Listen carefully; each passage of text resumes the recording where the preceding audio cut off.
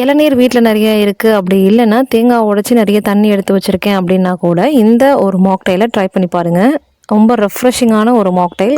So இது செய்கிறதுக்கு ஒரு ஸ்பூன் சப்ஜா சீட்ஸை நான் தண்ணியில் ஊற வச்சுருக்கேன். இது தண்ணியில் நல்லா ஒரு 10 நிமிஷம் ஊறினாலே நல்லா உபரியாக கிடைக்கும்.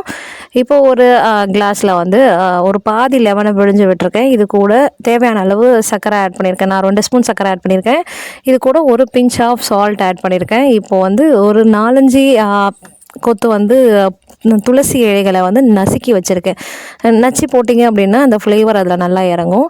இது போட்டுட்டு இது கூட நம்ம எடுத்து வச்சுருக்க இளநீரையும் சேர்த்து நல்லா கலந்துக்கோங்க. போட்டிருக்க சர்க்கரை எல்லாமே நல்லா கரையிற அளவுக்கு நல்லா கலந்து விட்டுக்கோங்க. அவ்வளோதான். இப்போ ஒரு சர்விங் கிளாஸில் நம்ம எடுத்து வச்சுருக்க சப்ஜா சீட்ஸ் அது கூட நம்ம ரெடி பண்ணி வச்சுருக்கோம் மாக்டைலையும் சேர்த்து ஊற்றிட்டு இது மேலே கொஞ்சமாக துளசி டெக்கரேஷனுக்காக வச்சுருக்கேன். சர்வ் பண்ணி பாருங்கள். ரொம்ப ரெஃப்ரெஷிங்காக இருக்கும். ட்ரை பண்ணி பாருங்கள். அவ்வளோதான். Happy cooking.